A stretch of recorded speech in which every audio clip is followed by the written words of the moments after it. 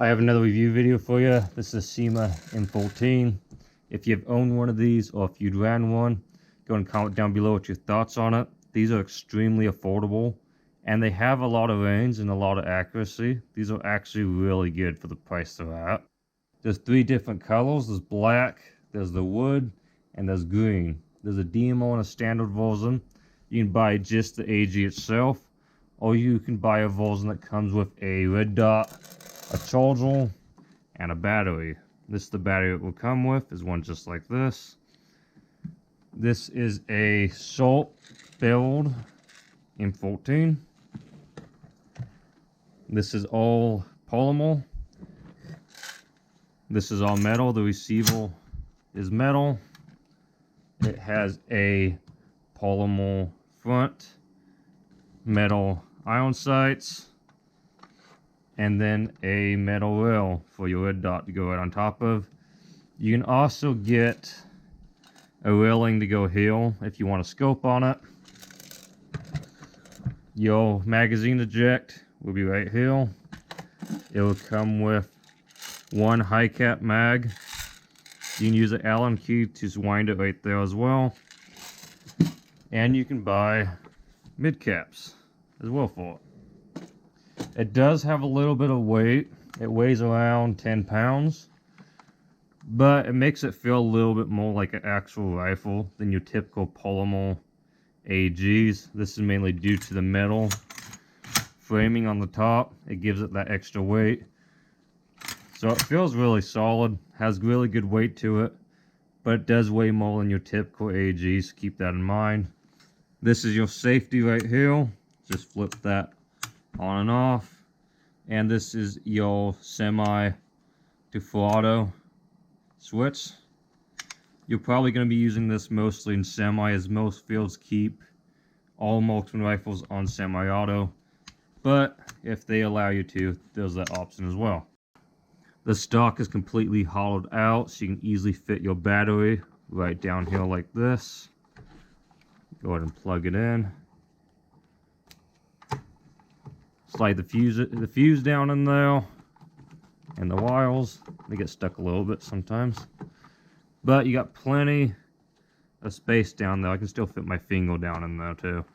Close the hats, and then close the other hats, just like that. Now it's ready to go. Here's your semi, and then your full auto.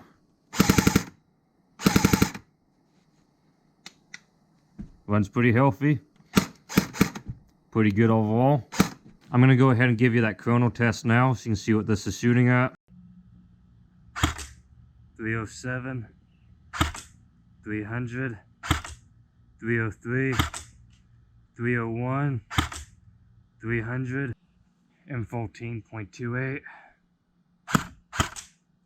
271, 271, 270,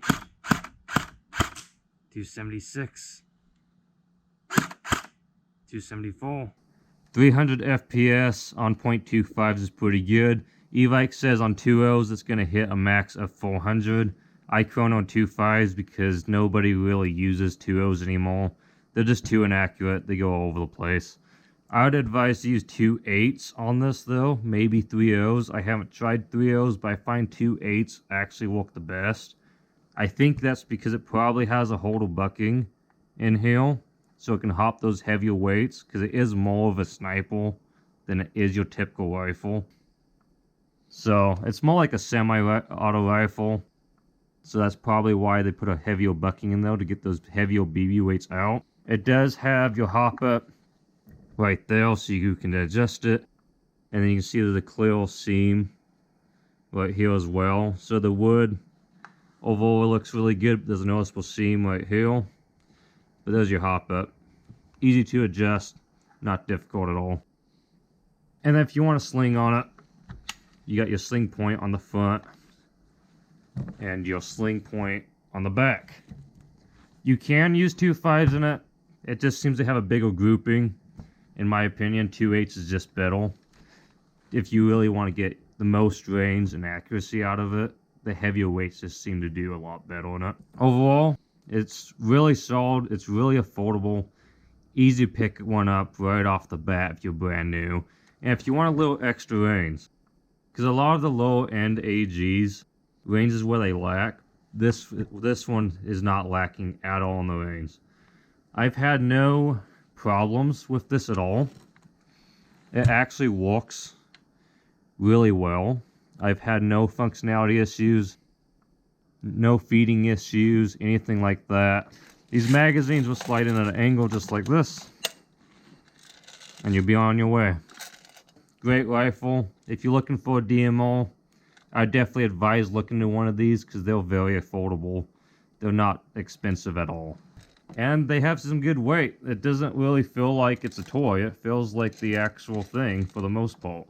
So you want something that feels a little more realistic, or if you're doing like milsims or playing outdoors, this is a really good option to go with. The mags are a little chunky, so you're going to want some pouches that can fit these. Your typical M4 pouches are not going to fit these at all. They're just a little too chunky. But definitely a good rifle. Definitely one I would look into. I'm going to put the links for it in the description. And I have some gameplay footage on this that I'll link at the end of the video. Anyways, there's M14, and I'll see you in the next one.